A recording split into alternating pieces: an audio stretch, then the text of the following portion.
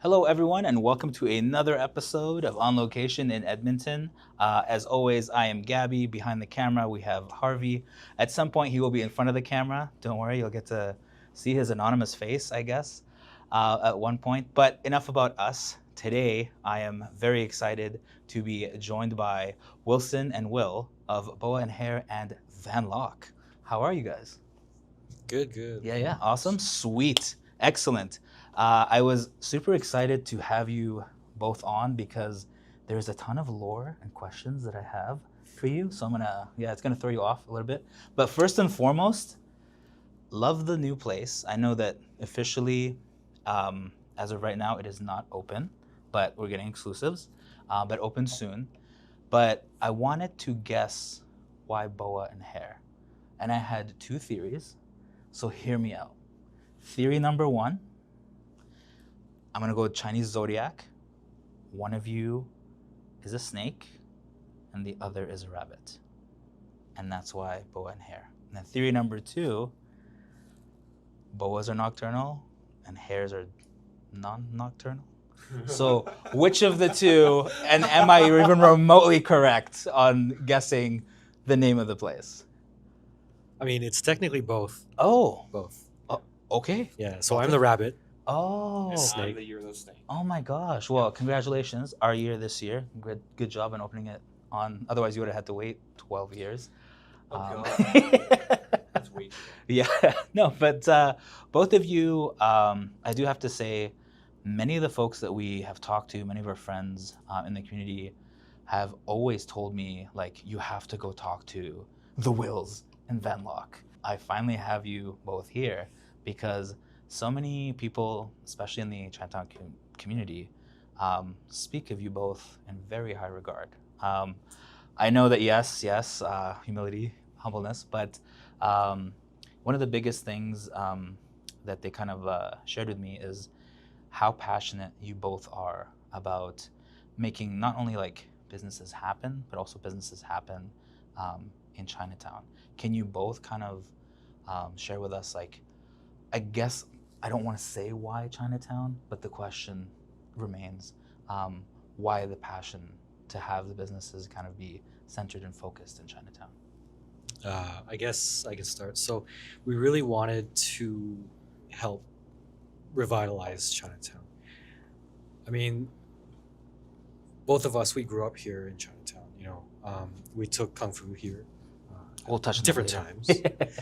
But we had dim sum here back when people still used like VHS tapes. Like my dad would rent tapes here for like your Hong Kong dramas and animes dubbed Chinese. Oh, Grocery shopping, everything. We did everything here. I grew up here, so it means a lot to me. This community. no, that's awesome. Wilson? Yeah, mom and dad. Dad had a restaurant in South Chinatown just before Marama shut down. And my dad was a general manager at Marama at one point. And it's barren land right now. And my mom had a travel agency here in North Chinatown. But for me, why Chinatown? I think it's one of the best places in Edmonton with opportunity for young entrepreneurs and businesses because it truly is a genuine diamond in the rough where there's just so much opportunity. It doesn't look great today, but with the right group of people and skill set, man, it'll be really, really neat. So like even having you come here and check it out, like you've never seen something like this in Chinatown.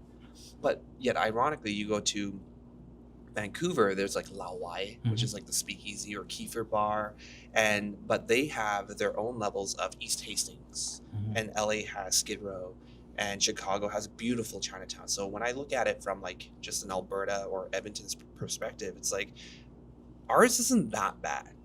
Like when it comes to where people that are community members and even those that are unfortunate circumstances, like it's not the worst that you can have. So it's just mostly perspective. So for us, it's like buying Van Lock and then opening up Boa and Hare, but also having our heritage and culture in Chinatown, born, raised here, is kind of what makes it special. No, that's fantastic. I'm so happy that you folks are like taking the initiative to kind of attempt to change that perspective and to like bring your businesses here, and like you're pushing to have them like so close to one another within this vicinity. I then have to ask, how did it come to be that you folks kind of took over Van Lock, right? Because it belonged to, from my understanding, a family before you, and then you both decided once they were kind of wanting to retire that you were going to kind of take it over. How did that kind of come to be, and when did you officially like transition it over, and what was that process like to kind of have your first spot and shop? Yeah, so I guess this all started, I want to say in May of 2022, around there somewhere. During that time, the both of us were doing a lot of volunteer work in Chinatown, and we met a friend who, I guess he's also was kind of connected to Chinatown at the time. He found out that Van Lock was either going to close or they're going to sell. So he came up to us and he was like, "Hey, just so you know, like Van Lock's gonna sell or close down. Like maybe you guys could do something about that." I remember one day, me, Wilson, and my dad all went to Van Lock, and then we just, I don't know, started talking. It's like, okay, what would an acquisition look like?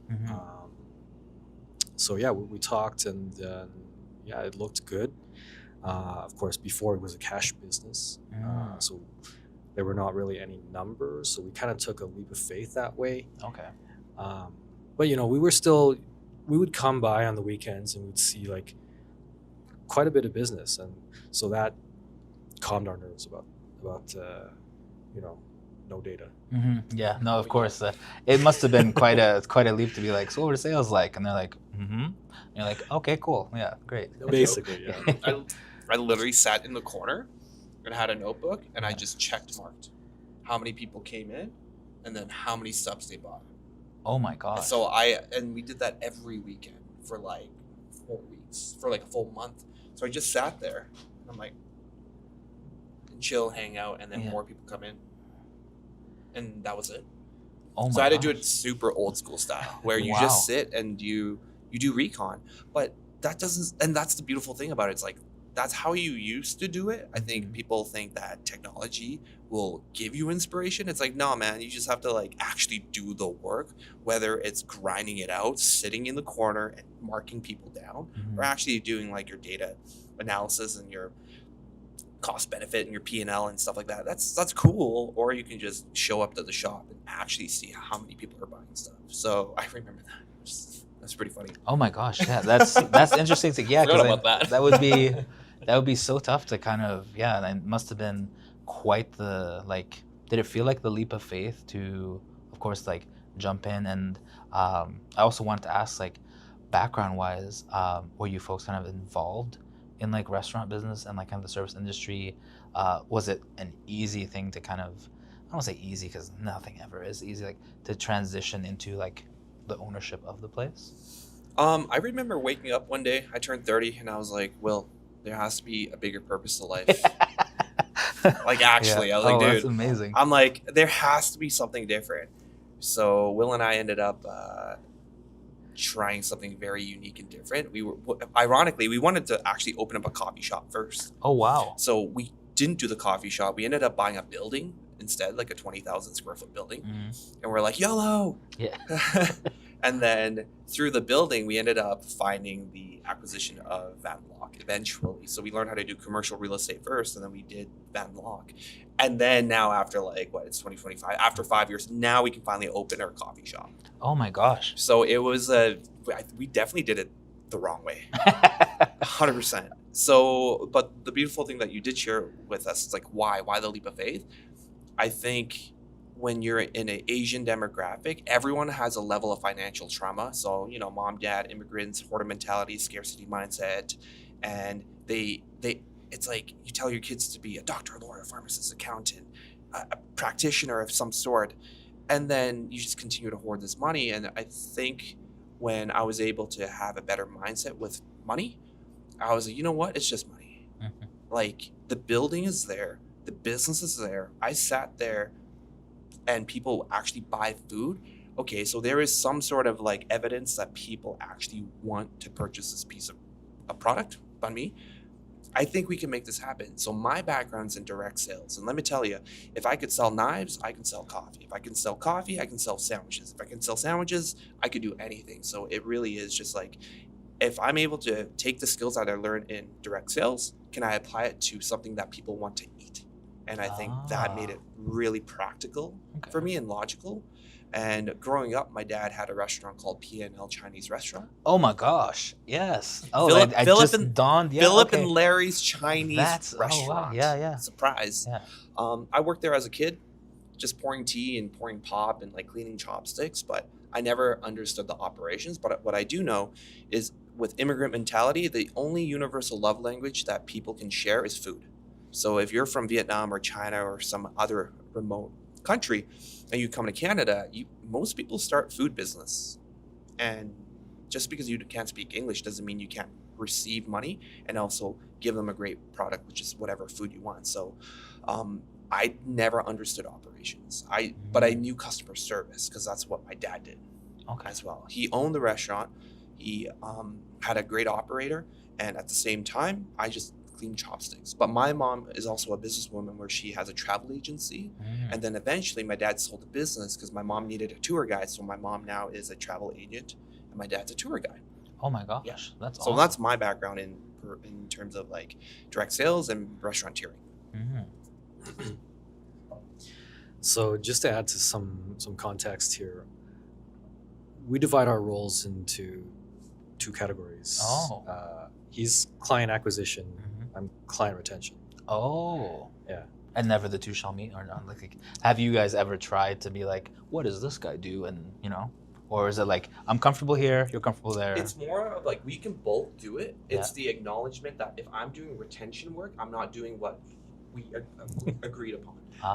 So it makes it much easier. If Will's doing acquisition, then I'm not doing what I'm supposed to be doing. So that's kind of where like our business boundary is. It's like you must retain and I must acquire. So, in 2010 ish, 2011, when I graduated from university, my dad just opened a restaurant, also in Chinatown.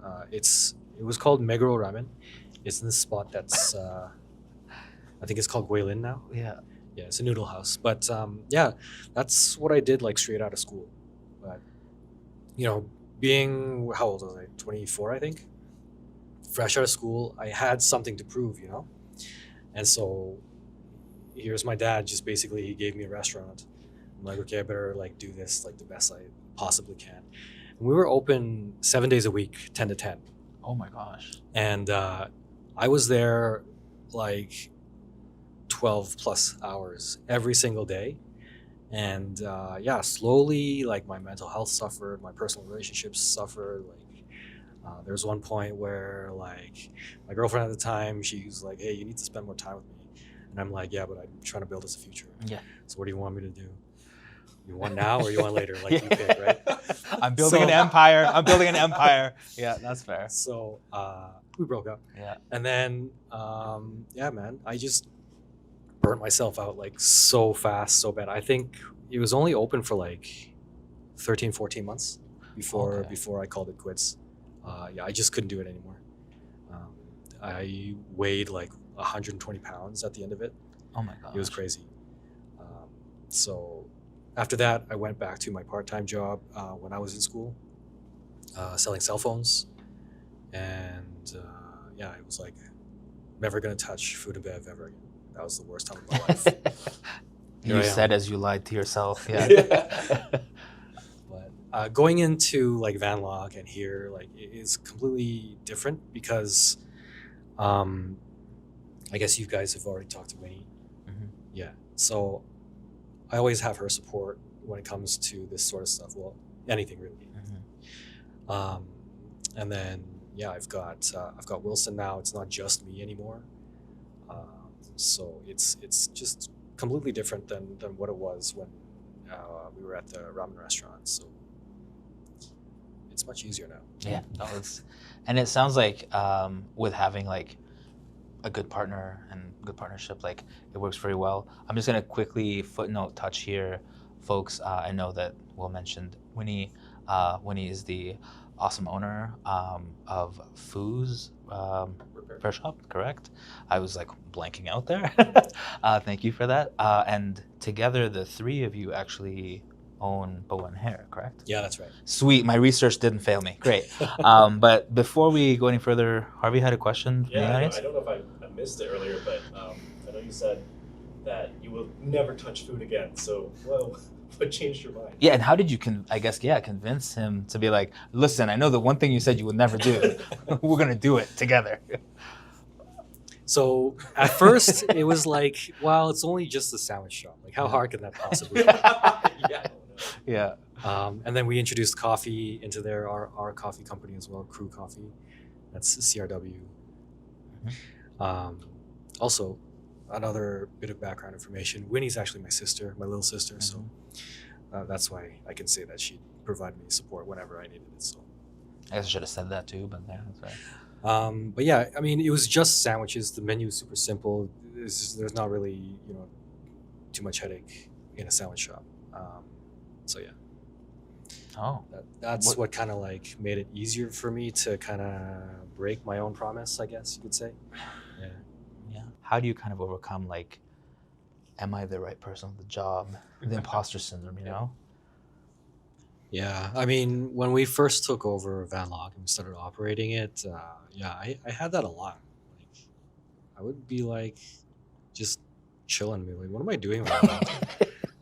Why did I leave my corporate job, getting paid as well as I did, to come and make sandwiches? But the community kind of grew on me and Wilson, and then they kind of came with a sense of purpose, I guess you would say.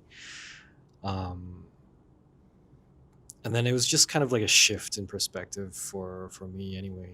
It was like, I have staff now, and then they would come up to me and ask me things. And it's like, I guess I'm the one. I'm the guy. Yeah. I'm the dude. Yeah.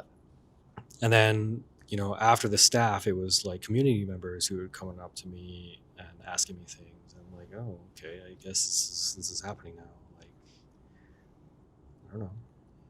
I just kind of, this happened one day.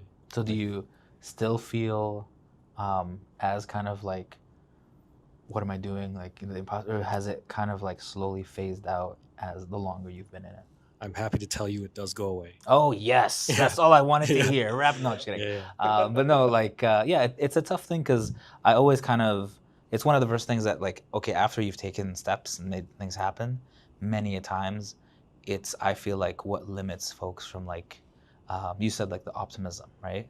Because they're like, well, I don't know if I'm good enough. I don't know if I should say this. I don't know, like even having like one of the hardest things, like I always tell people like, oh, have your business cards? Like, I don't know what I want to put on there. And I'm like, well, put what you do. And they're like, yeah, but like, I'm not a like subject matter expert at this. I don't feel confident to say I am like store owner. I am CEO. I am, but with time, it kind of, you get that comfort. Anything to share from? I think we have like a text message with each other. Will's like, I have imposter syndrome. And I was like, no, you don't. Here's why. You put so much blood, sweat, and tears and effort and energy into the work to make Vanlock happen. Why would you ever disrespect yourself for that? Like, when you and Harvey started this, like, why would you actually highlight the grind and say, oh, I didn't actually work hard to get to where I'm at today? Because people are actually either paying for your services, using you for their services, and they want you. It's like, so in my head, it's like, I never had imposter syndrome because it's supposed to be where I'm supposed to be today. So if I need to figure out like the revenue model and we're making so much money, I'm not gonna be like, I have imposter syndrome now because I have too much. Do you know how crazy, like how silly that sounds? So if you were to actually highlight the fact that you put 16 hours here and you put 24 hours here and then you put 180 hours into the work that you did, why would you ever have imposter syndrome? Because you actually did the work. Oh. You actually did the work. So if you actually acknowledge the work that you did, why would you ever have imposter syndrome? So for me, I started in direct sales when I was 17, 18, and I'm still in it right now for 17 years. So the amount of rejection I had, like the goal in sales when you drink all the Kool-Aid, right? Yep. It's like collect no's, collect rejections. How much rejection can you take, right? And then once you collect enough no's, the yeses are so much more bountiful and fruitful because you actually earned it. You actually earned it, right? If you try to sell this cup for $1,000 and 100 people say no to you, that means you need to tweak your sales script. You need to tweak the value proposition. You need to figure out your objection cycle. And then the day you sell this item for the $100, you're like, oh my God, I worked for that. I learned my objection approach. I learned my referral approach. I learned my sales approach. Why would you ever say I have imposter syndrome now after collecting 150,000 no's? You worked for it, man. So that's how you overcome imposter syndrome, is like acknowledge the work that you did and receive and accept the success that you're getting. That's it. It doesn't have to be overcomplicated. My gosh, I got stumped by the answer to the question I thought was stumped. We're going to take a brief, quick break here. Just going to reset camera, and then we're going to actually see you folks prep some drinks. I will hopefully try them, and I'm sure I'm going to enjoy them, but we'll see. That's a William Chen thing. I'm pretty useless behind the bar. Remember, I'm acquisition. I got you in here. Oh. Actually, you got yourself in here. Will is retention, so he'll make everything. We're back here with Will. And Will, what are we kind of going through and showcasing today? So here I'm going to make a strawberry matcha latte. I've got 5 grams of matcha here. I'm just going to sift it real quick. Get it declumped. Ooh. And that's my espresso machine saying that it's thirsty. Okay, cool. Good enough. And to that, we'll add some water. This is actually not my recipe. This is my cousin Kelly's recipe. Shout out to Kelly. Yeah. And yeah, she taught us all how to make this like a pro. So I'm just gonna pick this up and froth it. Ooh. It's got a nice smell to it. Sorry you folks can't smell anything, but very earthy and matcha-y. Yeah. Nice, rich, grassy, vegetal. Funny story that we're here. I made Gabby's mom try matcha once. Like straight matcha? Yeah. Like a matcha latte? Yeah. Oh, okay. Because she's never had one before, and Yeah. I thought it was delicious. And let me tell you folks, my mom does not have a poker face. So the second that she put it to her lips, she went, the cat, like, yeah. And I was like, no, Mom, this is sophisticated. Trust me. Mother, it's cultural. Yeah. Okay. So that's all the time I'm going to spend on frothing that. It's frothed enough. Set that aside. And we've got strawberry syrup, 0.5% citric acid, just to bring up the brightness. What is the syrup made out of? Strawberries and sugar. Okay, all right. Great question. The strawberry syrup's made of strawberries. You know, you Yeah. never know. I should note, it is fresh strawberries. Like, Oh. there's no like jam or powder. Nothing that's frozen. awesome. They're like actual fresh.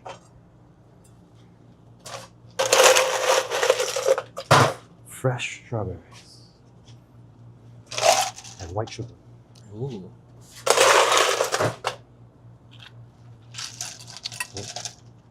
Okay. And of course, this is the iced version. I'm gonna froth my milk here. Ooh. Okay. Again, even the smell of strawberries comes out too. This is good. Yeah, when you use like real stuff, it comes through. Oh, I wish you could smell through the screen. Oops. So good. May have overfilled it, but that's okay. We'll deal with that later. Ooh.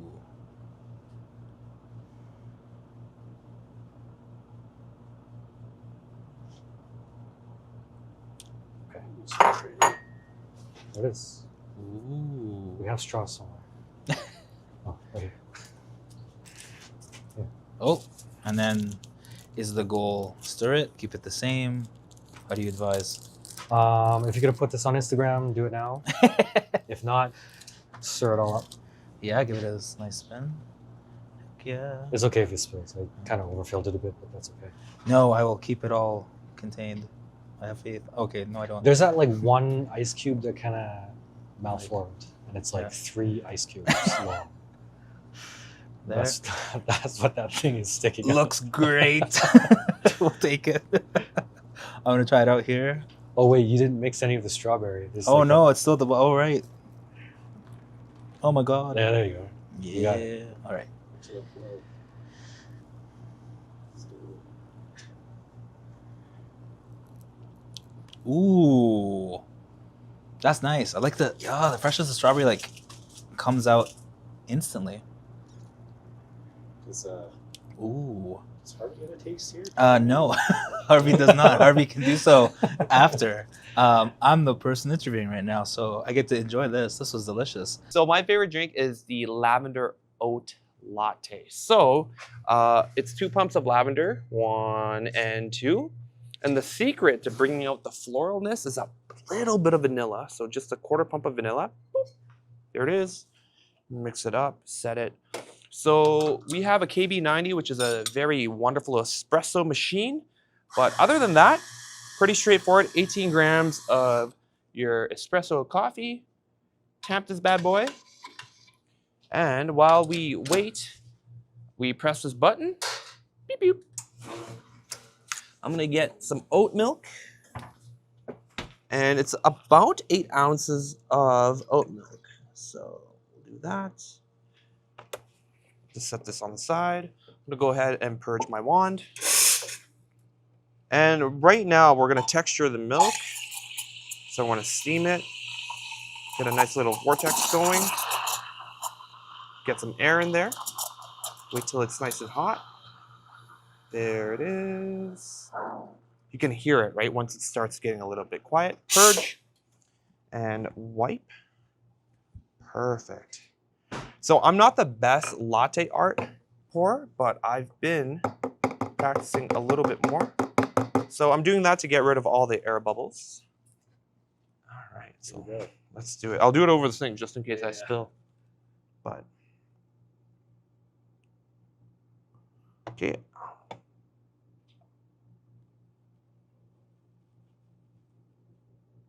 There it is. There you go, kind sir. A lavender oat latte. Enjoy. Too nice to.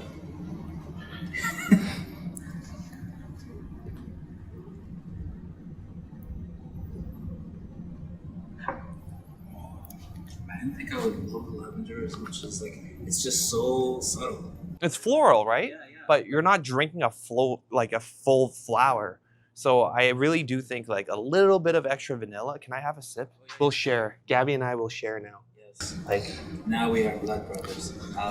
I'm so excited for this shop to officially open. I can't believe I'm in here before it opens. I didn't know it was a super exclusive. Thank you both for joining us today.